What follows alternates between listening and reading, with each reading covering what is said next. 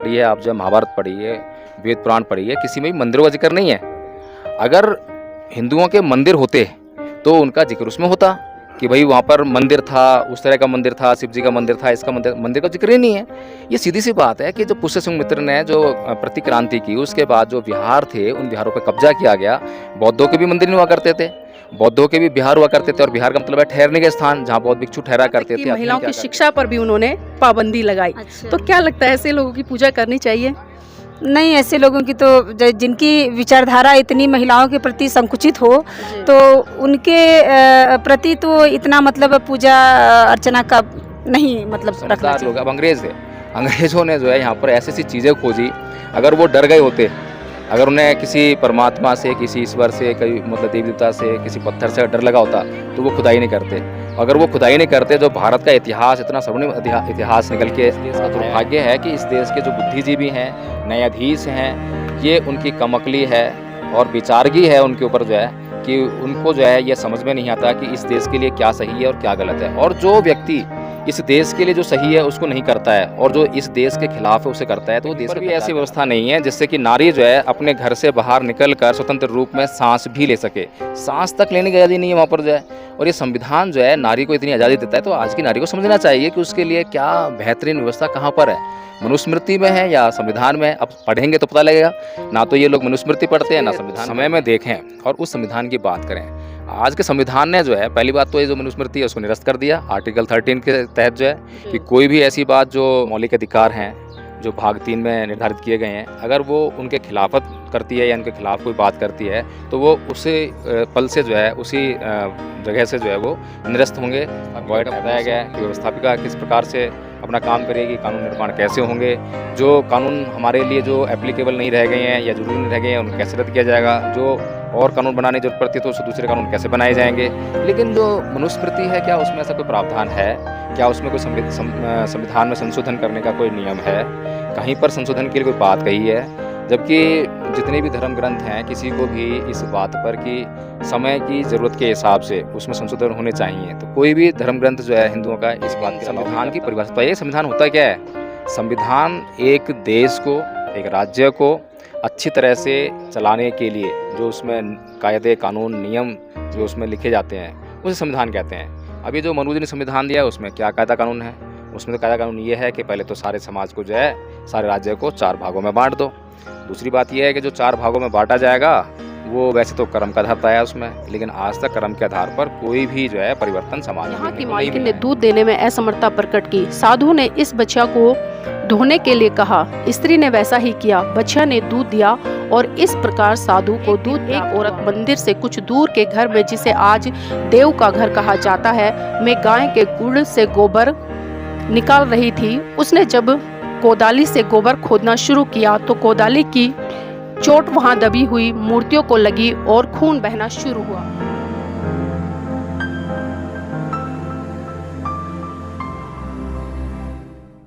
नमस्कार, आप देख रहे हैं एनबी न्यूज़ 24/7 नीलम बोध के साथ। और साथियों, आज हूं मैं मनाली से लगभग 2-2.5 किलोमीटर आगे मनु मंदिर में। जी हां, आप जिस तरह से मेरे पीछे देख पा रहे होंगे साथियों, ये मनु मंदिर है और मनु मंदिर का इतिहास बहुत पुराना है। जिन लोगों ने मनु के बारे में पढ़ा है और खासकर मनुस्मृति के बारे में पढ़ा है, क्योंकि मनुस्मृति के रचयिता जो कहे जाते हैं वो मनु ही है। तो आइए एक बार मैं आपको लेकर चलती हूँ। आज अगर मैं आज़ादी के 75 साल बाद करूँ, जब लोगों के पास में भारत का संविधान है, जब वैज्ञानिक तरीके से बहुत सारी चीज़ें होती है, लेकिन कहीं ना कहीं आज भी भारत में जो आस्था के नाम पर है बहुत सारी चीज़ें चल रही है। और खासकर मैं मनु की बात करी तो आइए एक बार मैं आपको थोड़ा अंदर लेकर चलना चाहूँगी। और वहाँ पर बोर्ड लगा हुआ है और बोर्ड में साफ साफ लिखा है, मैं वही पढ़कर आपको बताना चाहूँगी कि आखिर इस बोर्ड पर क्या लिखा है। तो देखिए, यहाँ पर 2 बोर्ड लगे हैं, एक इंग्लिश में है और दूसरा हिंदी में लगा हुआ है। मैं क्योंकि भारत में ज़्यादातर लोग हिंदी भाषी हैं, इसलिए मैं इसको हिंदी में पढ़कर बताना चाहूँगी। और इस बोर्ड पर क्या लिखा है आप ऊपर देख पाएंगे, मनु मंदिर। पौराणिक कथा अनुसार जब प्रलय हुई तो भगवान विष्णु ने मच्छिंद्र अवतार में मनु अर्थात विश्वासन अर्थात सूर्य से उत्पन्न और सप्त ऋषियों यत्री, कश्यप, गौतम, जन्मदीप, भारद्वाज, वशिष्ठ और विश्वामित्र को नौका में बिठाकर नौका को अपने सिंग में वासु की नाग द्वारा बांधा और इसे एक सुरक्षित स्थान पर लाया। मनु ने अपने साथ सृष्टि के बीज भी रखे थे। इस प्रकार जब प्रलय रुकी तो सृष्टि की दोबारा शुरुआत हुई। इस बात के तो कोई प्रमाण नहीं है कि मनु की नौका कहाँ लगी थी और न ही इस बात का कोई दावा किया जा सकता है कि मनु की नौका मनाली में लगी थी, परंतु मनाली मनु का अति प्राचीनतम स्थान है। इस स्थान का नाम इन्हीं के नाम से पड़ा है। मनाली का पुराना नाम मनुआल था, जो कालांतर में मनाली कहा जाने लगा। मनु जी ने न केवल सृष्टि की रचना की बल्कि मानवता के कल्याण के लिए कई महत्वपूर्ण कार्य किए। इन्होंने मानव की आयु 100 वर्ष निश्चित करके इसे 4 भागों में बांटा, अर्थात पहला ब्रह्मचार्य, दूसरा गृहस्थ, तीसरा वानप्रस्थ, चौथा संन्यास। इन्होंने ही सामाजिक व्यवस्था को 4 भागों में बांटा था, जो कि साथियों बीच में लिखा नहीं है, आगे मैं पढ़कर सुनाना चाहूँगी आपको। इन्होंने ही मनुस्मृति नाम से प्रथम संविधान भी दिया। इनके इस पावन स्थान मनाली के बारे में भी बहुत कम जानकारी उपलब्ध है। इस बात की कोई जानकारी नहीं है कि इस मंदिर का निर्माण कब हुआ, परंतु यहाँ की जनश्रुति के अनुसार यह कहना संभव है कि मंदिर का निर्माण यहाँ पर रखी हुई मूर्तियाँ मिलने के बाद हुआ। कहा जाता है कि एक दिन एक औरत मंदिर से कुछ दूर के घर में, जिसे आज देव का घर कहा जाता है, में गाय के गुड़ से गोबर निकाल रही थी। उसने जब कोदाली से गोबर खोदना शुरू किया तो कोदाली की चोट वहां दबी हुई मूर्तियों को लगी और खून बहना शुरू हुआ। जब उन्होंने इस स्थान की खुदाई की तो यहाँ पर यह मूर्ति प्राप्त हुई। इन मूर्तियों को इस स्थान पर लाकर इस मंदिर का निर्माण हुआ। यहाँ पर पुराना मंदिर था, परंतु अप्रैल 1991 को इस मंदिर का जीर्णोद्धार शुरू हुआ। मंदिर का गर्भगृह प्राचीन है। इसके अतिरिक्त और भी कई जनश्रुतियाँ प्रचलित है। कहा जाता है कि मनु की साधु का रूप धारण करके अपने जन्म स्थान अर्थात देव का घर में दूध मांगने गए। इस घर में कोई भी गाय दूध देने वाली नहीं थी, बल्कि एक बछिया खूंटे से बंधी थी। यहाँ की मालकिन ने दूध देने में असमर्थता प्रकट की। साधु ने इस बछिया को धोने के लिए कहा। स्त्री ने वैसा ही किया। बछिया ने दूध दिया और इस प्रकार साधु को दूध प्राप्त हुआ। एक और जनश्रुति के अनुसार किसी समय इस क्षेत्र में टुंडी नामक राक्षस का आतंक फैला था, जो इस क्षेत्र की सभ्यता और संस्कृति के लिए खतरा बना हुआ था। महर्षि ने शाकंड ऋषि की सहायता से राक्षस को आतंकी होने से रोका और इस प्रकार इस क्षेत्र की सभ्यता और संस्कृति की रक्षा की। इस बात की खुशी प्रकट करने के लिए आज भी क्षेत्र में दिवाली और फागली के त्यौहार मनाए जाते हैं। तो साथ ही इस बोर्ड पर जो लिखा था मैंने वो आपको पढ़कर बताया है। तो आइए मैं कुछ लोगों से चर्चा और करना चाहूँगी इसके बारे में। लोग आ रहे हैं तो वो क्या सोचते हैं मनु के बारे में और कितना उनको पता है। यहाँ पर कुछ लोग खड़े हैं, उनसे जानने का प्रयास करूँगी। तो मेरे साथ में एडवोकेट जय भीम प्रकाश जी भी हैं, वो भी यहाँ पर आए क्योंकि कई जिज्ञासाएं होती है मन में कुछ चीज़ें जानने की, खासकर ऐतिहासिक चीज़ें, क्योंकि कहीं ना कहीं हम देखते हैं कि जो हिमाचल की धरती है वो देवभूमि कही जाती है। उसी दृष्टि में यहाँ पर हमने मनु मंदिर देखा। तो सर जानना चाहूँगी जो मनु मंदिर यहाँ पर स्थापित है, तो पहले हमारे दर्शकों को थोड़ा सा ये बताएं कि मनु का इतिहास क्या है। देखिए, इतिहास तो जो है बोर्ड पे लिखा ही हुआ है और अपने आप से बोल रहे हैं, कुछ छुपी बात नहीं है। रही बात इसकी प्राचीनता की, तो प्राचीनता का जो है कुछ न कुछ साक्ष्य होना चाहिए।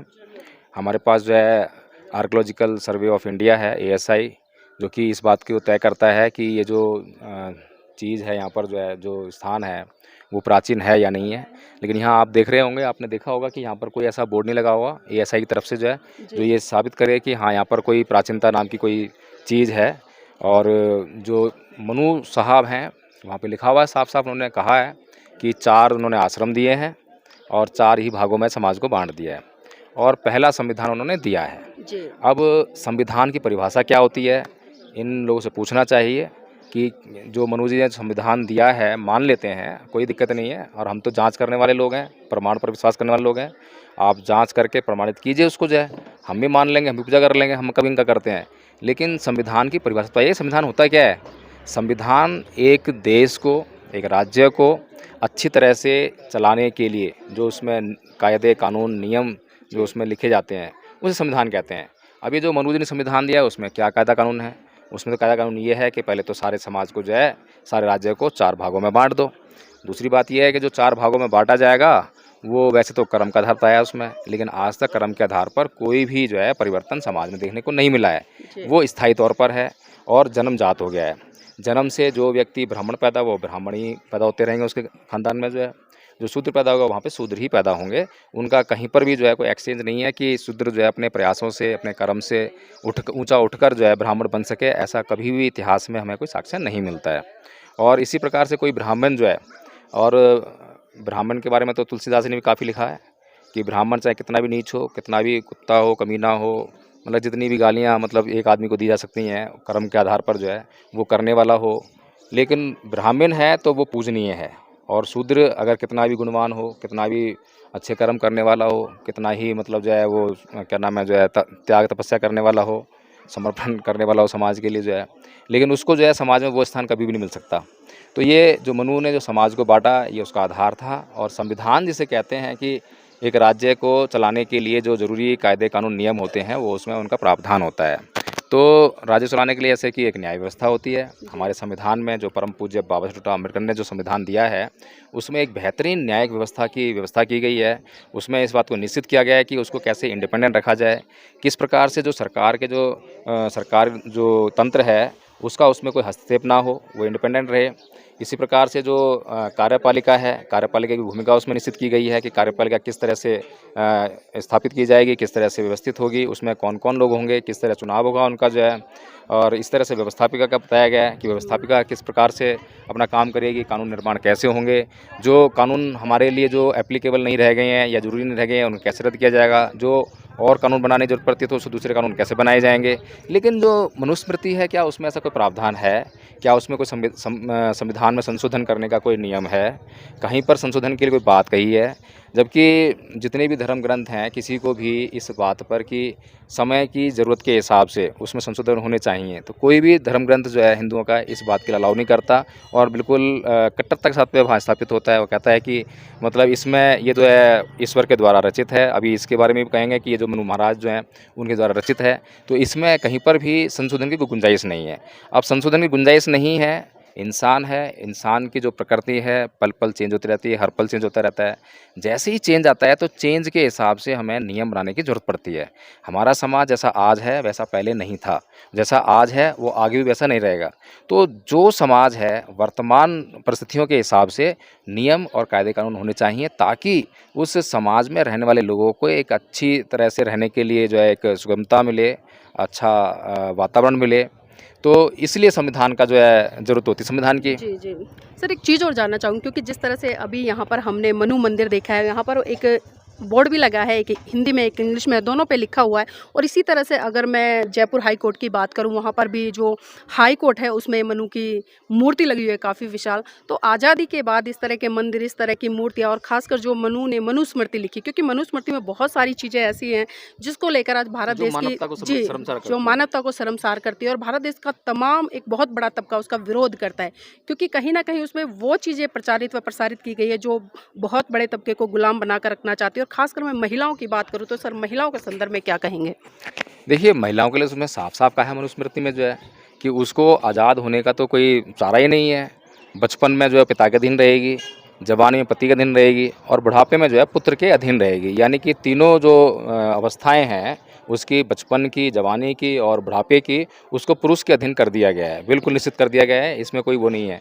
लेकिन आज के समय में देखें और उस संविधान की बात करें, आज के संविधान ने जो है पहली बात तो ये जो मनुस्मृति है उसको निरस्त कर दिया आर्टिकल 13 के तहत जो है कि कोई भी ऐसी बात जो हमारे जो मौलिक अधिकार हैं जो भाग 3 में निर्धारित किए गए हैं, अगर वो उनके खिलाफत करती है या उनके खिलाफ कोई बात करती है तो वो उसी पल से जो है उसी जगह से जो है वो निरस्त होंगे, वॉइड एबनेसियो होंगे, बिल्कुल जो है उसमें कोई उसको लागू करने वाली कोई बात ही नहीं है। कोई लागू करेगा तो उसके लिए दंड का प्रावधान है।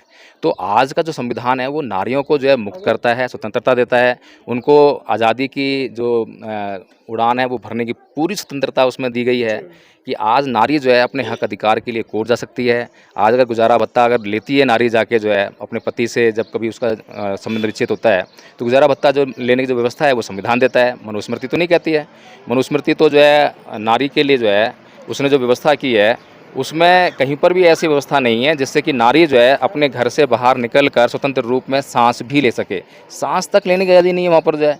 और ये संविधान जो है नारी को इतनी आज़ादी देता है, तो आज की नारी को समझना चाहिए कि उसके लिए क्या बेहतरीन व्यवस्था कहाँ पर है, मनुस्मृति में है या संविधान में है। अब पढ़ेंगे तो पता लगेगा, ना तो ये लोग मनुस्मृति पढ़ते हैं ना संविधान पढ़ते हैं। जी सर, अगर मैं बात करूं आज़ादी से पहले की, जिस तरह से जॉन विलियम जब भारत में आए, जब उन्होंने देखा यहाँ की व्यवस्था को देखा और ख़ासकर ये देखा कि एक बहुत छोटा सा तबका, बहुत बड़े तबके पर शोषण अत्याचार कर रहा है और उसको गुलाम बना रहा है, उसको मानसिक गुलामी की तरफ धकेल रहा है। तो उन्होंने जो मनुस्मृति लिखी गई थी उसका संस्कृत से इंग्लिश में ट्रांसलेट किया और जब इंग्लिश से ट्रांसलेट किया तो उसको राष्ट्रपिता ज्योतिबा फुले ने पढ़ा और उन्होंने बहुत बड़ा इसके खिलाफ में आंदोलन किया था, क्योंकि कहीं ना कहीं जो देश की स्थिति, क्योंकि महिलाओं को गुलाम बनाकर रखना, महिलाओं को पुरुषों के अधीन रखना और जो जातीय व्यवस्था थी, खासकर जो इस देश में बहुत बड़ा तबका है उसको कहीं ना कहीं शोषित बनाकर रखना, बहुत सारी चीज़ें ऐसी थी। तो पहला आंदोलन सर उस समय हुआ और दूसरा आंदोलन अगर हम बात करें 25 दिसंबर सन 1927 में, जिस तरह से जो संविधान के रचयिता रहे डॉक्टर वी.आर. अम्बेडकर जी, देश के प्रथम कानून मंत्री, उन्होंने इसके खिलाफत आंदोलन की और आंदोलन ही नहीं की बल्कि 25 दिसंबर 1927 को इसको आग के हवाले भी किया था। तो सर इतने बड़े बड़े आंदोलन हुए, लेकिन आज भी कहीं ना कहीं लोग उनके मंदिर बना रहे हैं, उनकी पूजा पाठ कर रहे हैं। यहाँ तक कि जो न्यायालय है, बड़े सोचने वाली विषय है, जहाँ लोग एक न्याय की उम्मीद लेकर जाते हैं, वहाँ एक ऐसे व्यक्ति की मूर्ति स्थापित है जो हमेशा अन्याय की ही बात करता है। देखिए, ये जो लोग हैं यहाँ पर जो है, ये बेचारे मासूम हैं, निर्दोष हैं और इन्होंने कभी ना तो मनुस्मृति को पढ़ा है ना संविधान को पढ़ा है। तो जब पढ़ा ही नहीं है तो इनको जानकारी कैसे होगी। लेकिन अगर मैं ये जानता हूँ कि अगर इनमें से ये सभी लोग जो हैं मनुस्मृति के ऊपर पढ़ लें तो मैं ये समझता हूँ कि 50% लोग जो है तुरंत जो है, क्योंकि उनके दिमाग खुले होंगे और तुरंत उसका विरोध करेंगे और उसको जो ट्रीटमेंट बाबा साहब डॉक्टर भीमराव अम्बेडकर ने दिया था और ज्योतिबा फुले जी ने दिया है और जो आज जो जागरूक समाज दे रहा है, वो ट्रीटमेंट उसको मिलने वाला है। लेकिन समस्या ये है कि इनको ये जो मनुस्मृति पढ़ाई कैसे जाए। मनुस्मृति जिस टाइम पढ़ लें और दिमाग खोल के पढ़ लें, क्योंकि पढ़ते तो ये रामचरितमानस भी हैं और पढ़ते नहीं उसे गाते हैं, भजन करते हैं उसमें जो है। अब उसमें जो है इनके खिलाफ बहुत सारी चीज़ें लिखी हुई हैं, महिलाओं के खिलाफ लिखी हुई हैं, महिलाएं बहुत मज़े ले लेके उसे गाती हैं। तो प्रॉब्लम ये है कि वो जागरूक रहकर उन चीज़ों को पढ़ती नहीं है, अध्ययन नहीं करती हैं, चिंतन मनन नहीं करती हैं। अगर महिलाएं एक बार चिंतन मनन करके जो है ये मनुस्मृति को पढ़ लें तो उसका वही ट्रीटमेंट होने वाला है जो परम पूज्य बाबा साहब डॉक्टर अम्बेडकर ने 25 दिसंबर 1927 को किया था। और रही बात न्यायालयों की, बुद्धिजीवियों की, तो ये इस देश का दुर्भाग्य है कि इस देश के जो बुद्धिजीवी हैं, न्यायाधीश हैं, ये उनकी कमअक्ली है और विचारगी है उनके ऊपर जो है कि उनको जो है ये समझ में नहीं आता कि इस देश के लिए क्या सही है और क्या गलत है। और जो व्यक्ति इस देश के लिए जो सही है उसको नहीं करता है और जो इस देश के खिलाफ है उसे करता है तो वो देश का गद्दार कहलाता है, वो देशभक्त कभी नहीं हो सकता है। जी सर, एक चीज़ और जानना चाहूँ, क्योंकि पिछले दिनों हमने देखा, शायद 2 साल पहले की बात है, 19 या 20 की है, मुझे कुछ प्रकरण ठीक से याद नहीं आ रहा है मतलब साल का, लेकिन घटना पूरी अच्छे से है। कौन बनेगा करोड़पति एक एपिसोड आता है सोनी टीवी पर, तो उसमें जब एक सवाल क्वेश्चन पुट किया गया और मुझे याद है अच्छे से कि 11वां क्वेश्चन था और उसमें जो गेस्ट के तौर पर थे वो जो क्राइम ब्रांच में आते हैं, सोनी जी थे उसमें चीफ गए और एक विलियम्स थे जो कि सामाजिक आंदोलन के तहत बहुत बड़े बड़े कार्यक्रम लेकर चलते हैं स्वच्छ भारत अभियान के तहत। तो जब उनसे एक क्वेश्चन पूछा गया है 11वां कि भारत देश में ऐसा कौन सा हिंदू धर्म ग्रंथ था जिसको जलाने का काम डॉक्टर अंबेडकर ने किया, तो उसमें 4 ऑप्शन दिए हुए थे। तो जिस तरह से हमने जो सोनी टीवी पर क्राइम पेट्रोल में आते हैं सोनी जी, उनका एक्सप्रेशन देखा तो सवाल आने से ही पहले उनकी हंसी छूट गई और उन्होंने तुरंत से कहा कि मनुस्मृति। तो उसको लेकर सर सोनी टीवी पर FIR भी हुई थी और अमिताभ बच्चन को भी काफ़ी ट्रोल किया गया था। तो इन चीज़ों को किस तरह से देखते हैं, क्योंकि सर इतनी बड़ी चीज़ें, कम से कम उस एपिसोड को एक साथ में 40-50 करोड़ लोगों ने देखा और एक क्रांति भी हुई और बहुत सारे लोग उसके विरोध में भी उतरे। देखिए, इस देश में किसी भी व्यक्ति से अगर इसको अच्छी तरह से पढ़ाकर और इसकी जांच करने के लिए कहा जाए, उस पर अमल करने के लिए कहा जाए और उनसे पूछा जाए कि क्या ये सही है, एक एक चीज़ को जो है, तो हर एक व्यक्ति अपने आप से कहेगा नहीं ये चीज़ सही नहीं है, ये भी सही नहीं है, ये भी सही नहीं है। पूरा का पूरा जो एक ग्रंथ जो है ये नेस्तनाबूद अपने आप हो जाएगा। लेकिन वही काम मैं बार बार कह रहा हूँ कि ज़रूरत इस बात की है कि लोग इसको पढ़ें, रामायण को पढ़ें, महाभारत को पढ़ें, वेदों को पढ़ें, पुराणों को पढ़ें। पढ़ने वाले कितने लोग हैं? सब लोग मानने वाले हैं। और मानने के लिए कौन बोलता है? पुजारी बोलता है। पुजारी बोलता है कि यहाँ पर ऐसा हुआ था, यहाँ पे ऐसा हुआ था। अब पता नहीं, उसकी जांच कोई नहीं कर रहा है कि ऐसा हुआ था या नहीं हुआ था। इस पत्थर की मूर्ति में शक्ति है या नहीं है, जांच नहीं की है, लेकिन कोई पुजारी बोल रहा है, पुजारी में उनकी आस्था है, इसलिए वो मानने के लिए मजबूर हैं। फिर दूसरी बात, उनको डर भी है, कहीं ऐसा ना हो कि ना माना तो मतलब जो है कुछ उनके साथ में अनिष्ट ना हो जाए, इस डर से माना जाता है। तो हम बहुत सारी चीज़ों को ऐसे ढोते आ रहे हैं और फिर वो आगे ऐसे चलती जा रही हैं जिनके पीछे कोई भी औचित्य नहीं है। लेकिन जो समझदार लोग, अब अंग्रेज़ थे, अंग्रेज़ों ने जो है यहाँ पर ऐसी ऐसी चीज़ें खोजी, अगर वो डर गए होते, अगर उन्हें किसी परमात्मा से, किसी ईश्वर से, कई मतलब देवी देवता से, किसी पत्थर से डर लगा होता तो वो खुदाई नहीं करते। अगर वो खुदाई नहीं करते, जो भारत का इतिहास इतना स्वर्णिम इतिहास निकल के आया है, जो इतने बिहार निकल के आए हैं, इतनी मूर्तियाँ निकल कर आई हैं। और आप मथुरा चले जाओ तो मथुरा में जो है, मथुरा जानी जाती है कृष्ण जी के नाम से, जो है गोवर्धन है वहाँ पर और आप बहुत सारी चीज़ें हैं। लेकिन वहाँ पर जो म्यूजियम है आप देखेंगे राजकीय म्यूजियम है, कोई किसी का निजी म्यूजियम नहीं है। राजकीय म्यूजियम में सिर्फ बुद्ध की मूर्ति है, कृष्ण जी की मूर्ति एक भी नहीं है वहाँ पर जो है। तो ये सोचने वाली बात है कि वहाँ अगर कृष्ण जी की मूर्ति नहीं है और बुद्ध की ही मूर्तियाँ हैं तो यानी वो सारी भूमि जो है कभी बौद्ध भूमि हुआ करती थी। यहाँ पर भी हम देखेंगे कि रामायण पढ़िए आप, जो महाभारत पढ़िए, वेद पुराण पढ़िए, किसी में भी मंदिरों का जिक्र नहीं है। अगर हिंदुओं के मंदिर होते तो उनका जिक्र उसमें होता कि भाई वहाँ पर मंदिर था, उस तरह का मंदिर था, शिव जी का मंदिर था, इसका मंदिर का जिक्र ही नहीं है। ये सीधी सी बात है कि जो पुष्य मित्र ने जो प्रतिक्रांति की, उसके बाद जो विहार थे उन विहारों पर कब्जा किया गया।